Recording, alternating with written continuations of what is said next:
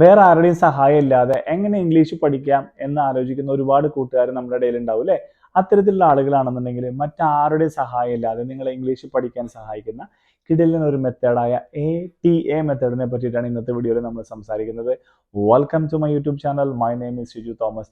എന്താണ് ഈ മെത്തേഡ് എന്നും അല്ലെങ്കിൽ എങ്ങനെയാണ് ഈ മെത്തേഡ് പ്രാക്ടീസ് ചെയ്യേണ്ടത്, എന്തൊക്കെയാണ് ഇതിനെ സ്റ്റെപ്പ് ബൈ സ്റ്റെപ്പ് ആയിട്ട് വരുന്നതെന്നുള്ള ഫുൾ ഡീറ്റെയിൽസ് ആണ് നമ്മൾ ഇന്നത്തെ വീഡിയോയിൽ പറയുന്നത്. അപ്പോൾ ഈ വീഡിയോ തുടർന്ന് കാണുക. ATA എന്ന് പറഞ്ഞു കഴിഞ്ഞാൽ ഫസ്റ്റത്തെ A വരുന്നത് ആറ്റിറ്റ്യൂഡിനാണ്, T വരുന്നത് ടൈം ആണ്, മൂന്നാമത്തെ A വരുന്നത് എബിലിറ്റിക്കാണ്. ആറ്റിറ്റ്യൂഡ്, ടൈം, എബിലിറ്റി, ഈ മൂന്ന് സംഭവങ്ങളും കൂടി ചേർന്ന മെത്തേഡ് തന്നെയാണ് നമ്മൾ ATA മെത്തേഡ് എന്ന് പറയുന്നത്. ആറ്റിറ്റ്യൂഡ് എന്ന് പറഞ്ഞു കഴിഞ്ഞാൽ എന്താണ് നമ്മൾ ഉദ്ദേശിക്കുന്നത്? ആറ്റിറ്റ്യൂഡ് എന്ന് പറഞ്ഞു കഴിഞ്ഞാൽ നമ്മുടെ ഒരു മൈൻഡ് സെറ്റിനെയാണ് നമ്മൾ ആക്ച്വലി ആറ്റിറ്റ്യൂഡ് എന്ന് പറയുന്നത് കേട്ടോ. അതായത് ഉദാഹരണം പറയുകയാണെന്നുണ്ടെങ്കിൽ നമ്മളിപ്പോൾ ഇംഗ്ലീഷ് സംസാരിക്കുന്ന ഒരു ലെവൽ ഉണ്ടല്ലോ, അതായത് നിങ്ങൾ വളരെ ബിഗിനർ ലെവലിൽ തുടക്കക്കാരായിട്ട് ഇംഗ്ലീഷ് അധികം സംസാരിക്കാത്ത ഒരു സ്റ്റേജിൽ നിൽക്കുന്ന ആ ഒരു ലെവലിനെ നമ്മൾ നമ്പർ 1 അല്ലെങ്കിൽ ലെവൽ 1 എന്ന് പറഞ്ഞ ഒരു സ്റ്റേജ് ആയിട്ട് നമ്മൾ മാർക്ക് ചെയ്യുന്നു. നെക്സ്റ്റ് ഒരു 1 ഇയർ ടൈം കൊണ്ട്, അതായത് ഇപ്പം നിങ്ങൾ ഏത് സമയത്താണോ ഈ വീഡിയോ കാണുന്നത്, ഏത് മാസത്തിലാണോ ഈ വീഡിയോ കാണുന്നത്, ആ മാസം മുതൽ അടുത്ത വർഷം അതേ മാസം വരെയുള്ള ഒരു കാലയളവ് നമ്മൾ കൺസിഡർ ചെയ്ത് കഴിഞ്ഞാൽ ഈ ഒരു 1 ഇയർ ടൈമിൽ നമ്മൾ ഈ ലെവൽ 1-ൽ നിന്നും ലെവൽ 10-ലേക്കുള്ള ദൂരത്തിൽ എത്ര ദൂരം നമുക്ക് കവർ ചെയ്യാൻ സാധിക്കും എന്നുള്ളതാണ് നമ്മൾ ആദ്യം ചെയ്യേണ്ട നമ്മുടെ ആറ്റിറ്റ്യൂഡ് അല്ലെങ്കിൽ നമ്മുടെ ഒരു ഗോൾ സെറ്റിംഗ് എന്ന് പറയുന്നത്. ഈ ഒരു സംഭവത്തിനാണ് നമ്മൾ ആറ്റിറ്റ്യൂഡ് മെത്തേഡ് എന്ന് പറയുന്നത് കേട്ടോ. അപ്പോൾ നിങ്ങൾക്ക് പാകം കൺഫ്യൂഷൻ ആയിട്ടുണ്ടോ, എങ്ങനെയാണ് ചേട്ടാ നമ്മൾ ഗോൾ സെറ്റ് ചെയ്യുക, അല്ലെങ്കിൽ എങ്ങനെയാണ് നമ്മളൊരു ലെവൽ സെറ്റ് ചെയ്യുക?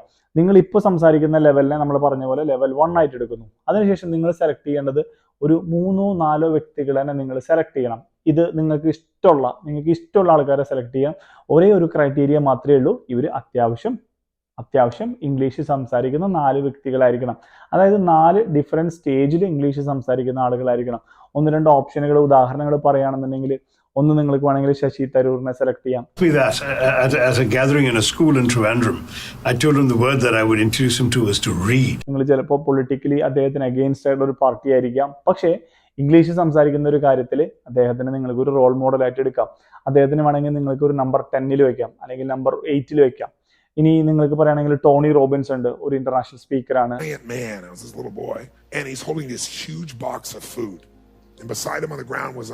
സൈമൺ സിനേക്ക് ഉണ്ട്, ഒരു CEO ലെവലിലൊക്കെ കോച്ചിങ് ഒക്കെ നടത്തുന്ന ചങ്ങായിയാണ്. I want them to really understand my business and me and my stresses, and then I really appreciate honesty. You know, they say, look, we've got അല്ലെങ്കിൽ ഒരുപാട് tech review ഒക്കെ കാണിക്കുന്ന ആളുകൾ, അവരൊക്കെ ഫോട്ടോ ഞാൻ ഇവിടെ കാണിക്കാം കേട്ടോ. Managed to do this year. So, there's my way of saying thanks. Here are 50 surprising things you didn't know about me. Switch from all those off-the-shelf Intel parts to those custom-designed Apple silicon. 2023. This is the exact 7-step system that I would follow. പത്രത്തിലുള്ള 2-3 ആളുകളുടെ പേര് നമ്മൾ select ചെയ്തിട്ട് നമ്മൾ ചെയ്യേണ്ടത് ഇവരെയാണ് നമ്മൾ categorise ചെയ്ത് വെക്കാൻ പോകണം. നമ്മൾ നമ്പർ 1 ആണ്. അപ്പോൾ അടുത്തൊരു 6 മാസം കൊണ്ട് നമ്മൾ നമ്പർ 2-ലെത്തണം, അല്ലെങ്കിൽ ഒരു 8 മാസം കൊണ്ട് നമ്പർ 3-ലെത്തണം, അല്ലെങ്കിൽ അടുത്ത 1 ഇയർ കൊണ്ട് നമ്പർ 4-ലോ നമ്പർ 5-ലോ എത്തണം എന്നുള്ളതാണ് നിങ്ങൾ സെറ്റ് ചെയ്യേണ്ട ഒരു ഗോൾ എന്ന് പറയുന്നത്. ഇതിനെയാണ് നമ്മൾ ആറ്റിറ്റ്യൂഡ് മെത്തേഡ് എന്ന് പറയുന്നത്. എന്തിനാണ് നമ്മളൊരു ഗോൾ സെറ്റ് ചെയ്യേണ്ടതെന്ന് ചോദിച്ചു കഴിഞ്ഞാൽ, നമ്മളൊരു ടാർഗറ്റ് ഇല്ലാതെ അല്ലെങ്കിൽ നമ്മളൊരു ഗോൾ സെറ്റ് ചെയ്യാതെ മുന്നോട്ട് പോയി കഴിഞ്ഞാൽ ഇത് എവിടേക്കാണ് പോകുന്നത് എന്നുള്ളൊരു ഐഡിയ വേണ്ടേ? മനസ്സിലായില്ലേ? ഉദാഹരണം പറയുകയാണെങ്കിൽ, നമുക്കിപ്പോൾ തിരുവനന്തപുരത്തേക്കാണ് നമ്മൾ പോകേണ്ടതുണ്ടെങ്കിൽ നമ്മൾ തിരുവനന്തപുരത്തേക്കുള്ള ബസ് കയറണം. അല്ലാതെ നമ്മുടെ റൂട്ടിൽ കൂടെ പോകുന്ന ഏതെങ്കിലും ഒരു ബസ്സിന് കൈ കാണിച്ചിട്ട് നമ്മൾ അതിനകത്ത് കയറിയിട്ട് ഈ ബസ് തിരുവനന്തപുരത്തേക്ക് പോകണത് എന്ന് പ്രാർത്ഥിച്ചിട്ട് കാര്യമില്ല, അല്ലെങ്കിൽ ഈ ബസ് തിരുവനന്തപുരത്തേക്ക് പോകുന്നു നമ്മൾ എക്സ്പെക്ട് ചെയ്തിട്ടും കാര്യമില്ല. നമ്മൾ തിരുവനന്തപുരത്തേക്ക് പോകണമെന്നുണ്ടെങ്കിൽ അവിടേക്ക് പോകുന്ന ബസ്സിൽ തന്നെ കയറണം അല്ലേ? അപ്പോൾ നമ്മൾക്ക് ഒരു സ്ഥലത്തേക്ക് എത്തണം, നമ്മളൊരു ടാർഗറ്റ് എത്തണം എന്നുണ്ടെങ്കിൽ നമ്മൾ ആ ഒരു ടാർഗറ്റ് നമ്മൾ തന്നെ മെന്റലി സെറ്റ് ചെയ്യണം. ഇത് ഈ മെത്തേഡിന്റെ ഒരു അഡ്വാൻറ്റേജ് എന്താ വെച്ച് കഴിഞ്ഞാൽ, ആരും നിങ്ങളുടെ അടുത്ത് വന്നിട്ട് പറയുന്നില്ല നിങ്ങൾ ഇത്ര മാസം കൊണ്ട് ഇന്ന ലെവലിൽ എത്തിയേ പറ്റൂ, അല്ലെങ്കിൽ നിങ്ങളുടെ ഒരു ടാർഗറ്റ് എന്ന് പറയുന്നത് ഇത്ര ദിവസത്തിനുള്ളിൽ ഇന്ന ലെവൽ ക്രോസ് ചെയ്യുക എന്നുള്ളതാണെന്ന് ആരും നിങ്ങളോട് പറയുന്നില്ല. നിങ്ങൾക്ക് കംഫർട്ടബിൾ ആയിട്ടുള്ള, നിങ്ങൾക്ക് ഒരു ദിവസം സ്പെൻഡ് ചെയ്യാവുന്ന ടൈമുകൾ, നിങ്ങളുടെ സിറ്റുവേഷന് കാര്യങ്ങളൊക്കെ അനുസരിച്ചിട്ട് നിങ്ങൾക്ക് സെറ്റ് ചെയ്യാവുന്ന ഏറ്റവും സിമ്പിൾ ആയിട്ടുള്ള, എന്നാൽ ഏറ്റവും സിമ്പിളിനേക്കാളും കുറച്ചുകൂടി മുന്നിലുള്ള ഒരു ടാർഗറ്റ് വേണം നിങ്ങൾ എപ്പോഴും സ്ട്രെച്ച് ചെയ്തിട്ട് ചെയ്യാനായിട്ട്. അപ്പോൾ ഇതിനാണ് നമ്മുടെ ആറ്റിറ്റ്യൂഡ് മെത്തേഡ് എന്ന് പറയുന്നത്. രണ്ടാമത്തെ മെത്തേഡാണ് ഏറ്റവും ഇമ്പോർട്ടൻ്റ് ആയിട്ടുള്ള ഈ ഒരു മെത്തേഡിൽ ഏറ്റവും ഇമ്പോർട്ടൻ്റ് ആയിട്ടുള്ള ഒരു സ്റ്റേജ് എന്ന് പറയുന്നത് രണ്ടാമത്തെ മെത്തേഡാണ്. ഇതാണ് T എന്ന് പറയുന്നത്, ടൈം എന്ന് പറയുന്നത്. എന്താണ് ടൈം എന്ന് പറയുന്നത് അല്ലേ? ടൈം എന്താണ് ഈ ഒരു സ്റ്റേജിന്റെ പ്രത്യേകത? ഈ സ്റ്റേജിന്റെ പ്രത്യേകതയിലാണ് ഈ ഒരു കംപ്ലീറ്റ് പ്രോസസ്സ്. ഈ ഒരു പ്രോസസ്സിന്റെ മാത്രമല്ല, നിങ്ങൾ ഇംഗ്ലീഷ് സംസാരിക്കുക അല്ലെങ്കിൽ ഇംഗ്ലീഷ് പഠിക്കുക എന്ന് പറയുന്ന മൊത്തം ഒരു പ്രോസസ്സിന്റെ ഇമ്പോർട്ടൻസും ഈ ടൈമിലാണ് ഇരിക്കുന്നത്. ഉദാഹരണം പറയുകയാണെന്നുണ്ടെങ്കിൽ നമ്മുടെ വീഡിയോകൾ എടുത്താലും അല്ലെങ്കിൽ മറ്റു പല ചാനലുകളുടെ വീഡിയോകൾ എടുത്താലും പല തമ്പനയിലും നിങ്ങൾ കണ്ടിട്ടുണ്ടാവും 1 മിനിറ്റ് കൊണ്ട് നിങ്ങൾക്ക് ഇംഗ്ലീഷ് പഠിക്കാം, വെറും 2 മിനിറ്റ് സ്പെൻഡ് ചെയ്താൽ നിങ്ങൾക്ക് ഇംഗ്ലീഷ് പഠിക്കാം. സത്യത്തിൽ 1 മിനിറ്റ് സ്പെൻഡ് ചെയ്താൽ നിങ്ങൾക്ക് ഇംഗ്ലീഷ് പഠിക്കാൻ സാധിക്കുമോ? ഇത് ആക്ച്വലി 1 മിനിറ്റ് കൊണ്ട് എന്ന് പറയുന്നത് ആ ഒരു പ്രോസസ്സിനെയാണ് അവർ പറയുന്നത്. ഉദാഹരണം പറയുകയാണെങ്കിൽ നമ്മളൊരു മെത്തേഡ് പറഞ്ഞു, ഇന്നൊരു മെത്തേഡ് നിങ്ങൾ ട്രൈ ചെയ്യുക. ആ മെത്തേഡ് ട്രൈ ചെയ്യാൻ ചിലപ്പോൾ നിങ്ങൾക്ക് 1 മിനിറ്റ് മതിയാവും. പക്ഷെ ആ 1 മിനിറ്റ് ആ മെത്തേഡ് ട്രൈ ചെയ്തതുകൊണ്ട് നിങ്ങൾ ഇംഗ്ലീഷ് പഠിക്കുമോ? ഇല്ല. അതൊരു സ്വാഭാവികമാണ്, അല്ലെങ്കിൽ അതൊരു കോമൺ സെൻസ് ആണ്. ആ ഒരു മെത്തേഡ് എന്ന് പറയുന്നത് നിങ്ങൾ ഇംഗ്ലീഷ് പഠിക്കാൻ സഹായിക്കുന്ന ഒരു മെത്തേഡാണ്. ആ ഒരു മെത്തേഡ് നിങ്ങൾ എത്ര ടൈം അല്ലെങ്കിൽ കൺസിസ്റ്റന്റ് ആയിട്ട് എത്ര സമയം നിങ്ങൾ പ്രാക്ടീസ് ചെയ്തു എന്നതിനനുസരിച്ചിരിക്കും നിങ്ങളുടെ ഒരു ഇമ്പ്രൂവ്മെന്റ് എന്ന് പറയുന്നത്. മനസ്സിലായില്ലേ? പലരും വന്നിട്ട് ചോദിക്കാറുണ്ട്, ചേട്ടാ ഈ ഒരു മെത്തേഡ് 1 മിനിറ്റ് പ്രാക്ടീസ് ചെയ്ത് ഇംഗ്ലീഷ് പഠിക്കാൻ പറ്റുമോ? അങ്ങനെ 1 മിനിറ്റ് കൊണ്ടൊന്നും ലാംഗ്വേജ് പഠിക്കുന്ന മാജിക് ഒന്നും ആർക്കും അറിയില്ല കേട്ടോ. നമ്മളെന്താ പറയുക, ഉദാഹരണം പറയുകയാണെന്നുണ്ടെങ്കിൽ നമ്മളിപ്പോൾ സച്ചിൻ ടെണ്ടുൽക്കർ എടുത്തോ, അല്ലെങ്കിൽ AR റഹ്മാൻ എടുത്തോ, വിരാട് കോഹ്ലിനെ എടുത്തോ, ഇവരെല്ലാവരും അവരവരുടെ മേഖലകളിൽ ഒരുപാട് കഴിവ് തെളിയിച്ചിട്ടുള്ള ആളുകളാണ് അല്ലെ. ഇന്നും അവര് 6-8 മണിക്കൂറൊക്കെ ഡെയിലി പ്രാക്ടീസ് ചെയ്യുന്നുണ്ട്. എന്ത് ബേസിക് കാര്യങ്ങൾ പ്രാക്ടീസ് ചെയ്യുന്നുണ്ട് എന്ന് പറയില്ലേ. എന്തിനാണ് അവരെന്നും പ്രാക്ടീസ് ചെയ്യുന്നത്? പ്രാക്ടീസ് ചെയ്യുന്നത് അവരുടെ ക്വാളിറ്റി ഇംപ്രൂവ് ചെയ്യുന്നതിന് വേണ്ടിയിട്ടാണ് അവർ പ്രാക്ടീസ് ചെയ്യുന്നത് അല്ലേ.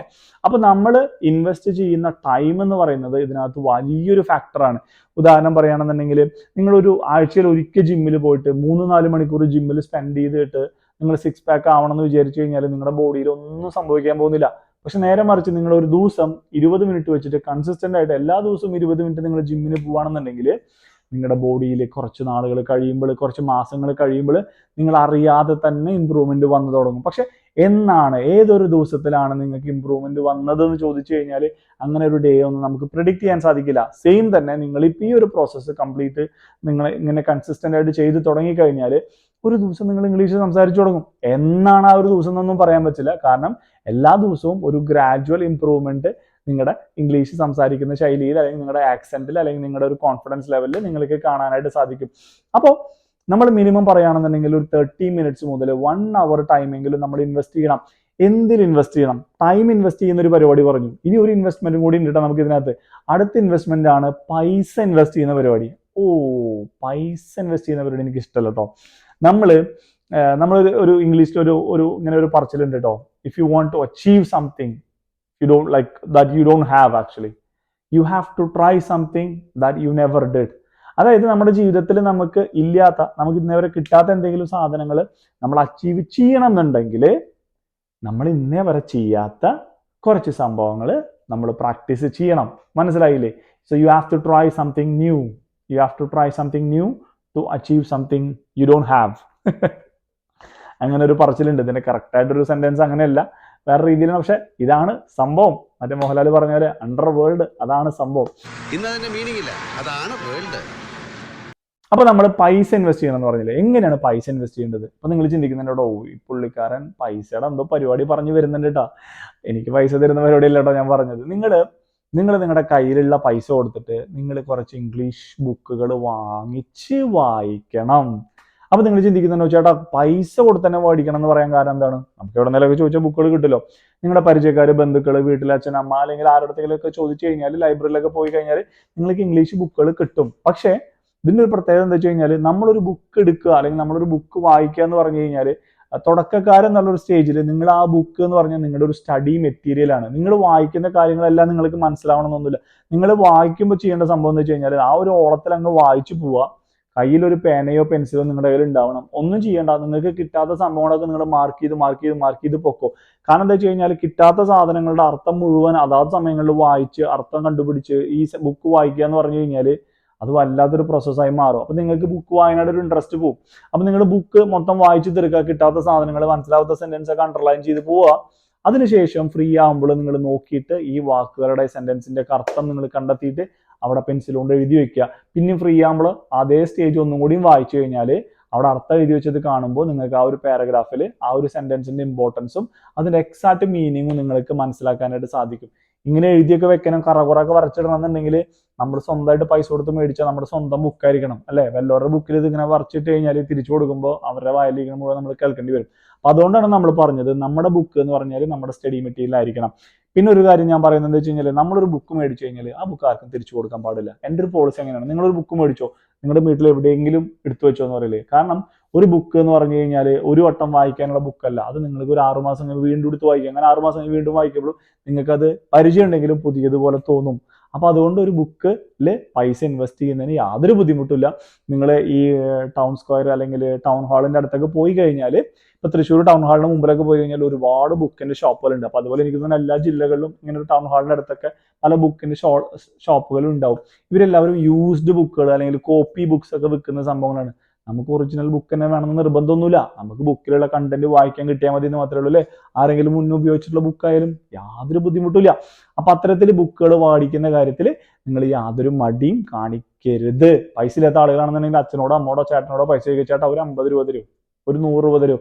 ഒരു ഇംഗ്ലീഷ് ബുക്ക് പഠിക്കാനാന്ന് പറഞ്ഞു കഴിഞ്ഞാൽ 50 രൂപ തരാത്ത ഒരു അച്ഛനും അമ്മയും ഇന്ന് നാട്ടിലുണ്ട് എന്ന് എനിക്ക് തോന്നണില്ല. മനസ്സിലായില്ലേ? അപ്പോൾ രണ്ടാമത്തെ നമ്മൾ ടൈം ഇൻവെസ്റ്റ് ചെയ്തു, നമ്മൾ പൈസ ഇൻവെസ്റ്റ് ചെയ്തു. ഇനി മൂന്നാമത്തെ സംഭവമാണ് എബിലിറ്റി എന്ന് പറയുന്നത്. എന്താണ് എബിലിറ്റി എന്ന് പറഞ്ഞു കഴിഞ്ഞാൽ, മൂന്നാമത്തെ സ്റ്റേജിന്റെ ഏറ്റവും പ്രത്യേകത എന്താണെന്ന് വെച്ച് കഴിഞ്ഞാൽ, ഒന്നും ചെയ്യേണ്ട ആവശ്യമില്ല. മൂന്നാമത്തെ സ്റ്റേജിൽ നിങ്ങൾ ഒന്നും ചെയ്യേണ്ട ആവശ്യമില്ല. മൂന്നാമത്തെ സ്റ്റേജാണ് നിങ്ങൾക്ക് എല്ലാവർക്കും ഇഷ്ടപ്പെട്ടത് അല്ലേ. കാരണം എന്താ വെച്ച് കഴിഞ്ഞാൽ, നമ്മൾ ഫസ്റ്റ് ആറ്റിറ്റ്യൂഡ് മെത്തേഡ് അനുസരിച്ച് നമ്മളൊരു ഗോൾ സെറ്റ് ചെയ്തു. ആ ഗോളിനനുസരിച്ച് നമ്മൾ ഡെയിലി ടൈം സ്പെൻഡ് ചെയ്യാൻ തുടങ്ങി.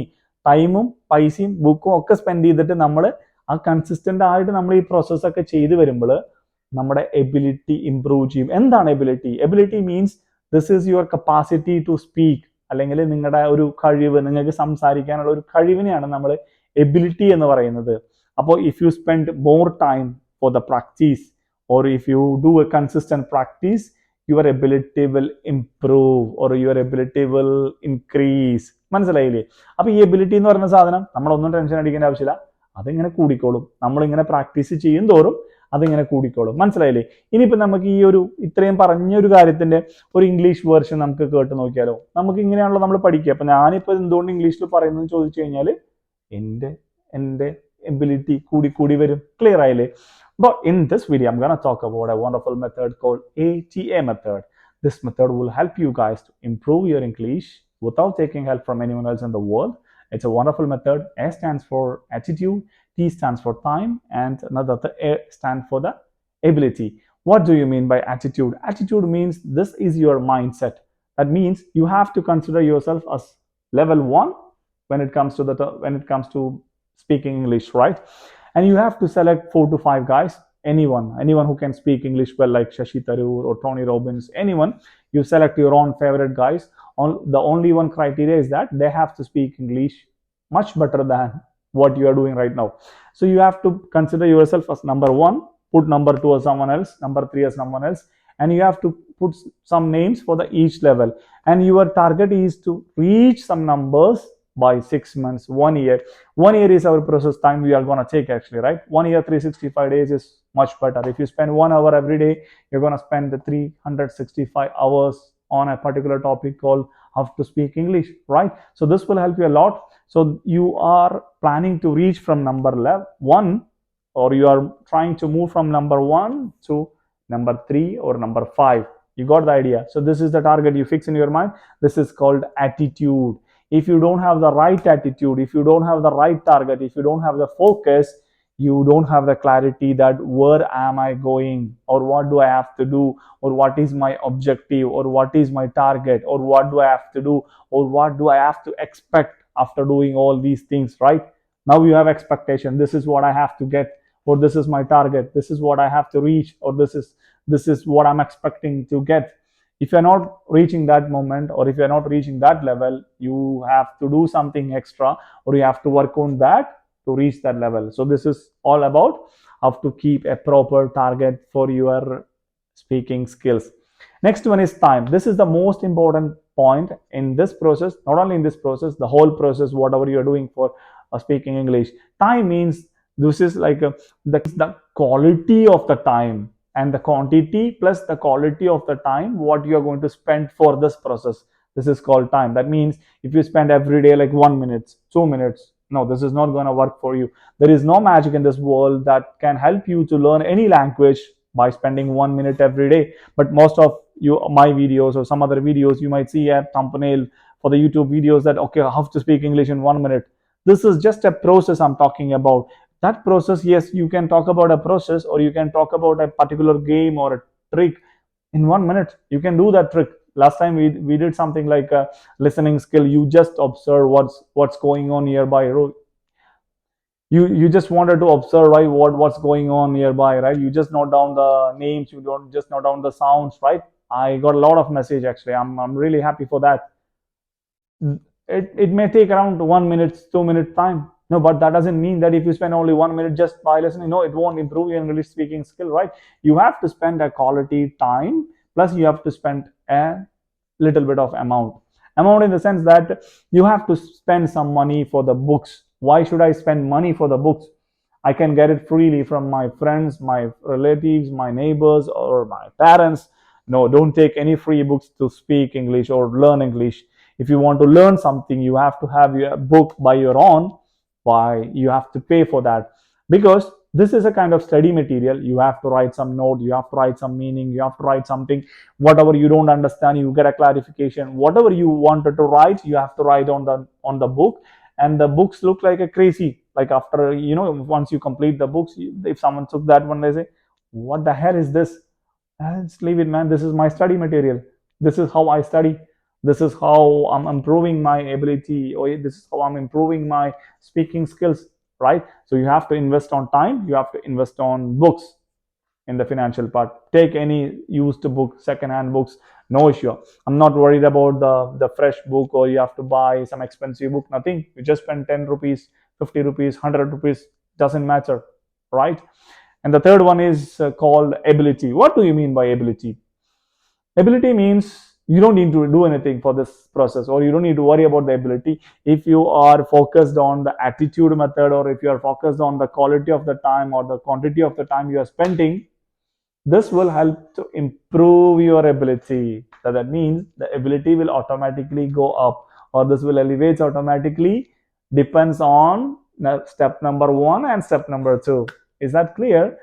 So this is a wonderful method called ATA method for those who wants to speak English, or those who wants to improve English, but without taking the help from anyone else in the world. Is that clear? Right? So leave your comments, and we'll see you next time. Take care. Bye bye.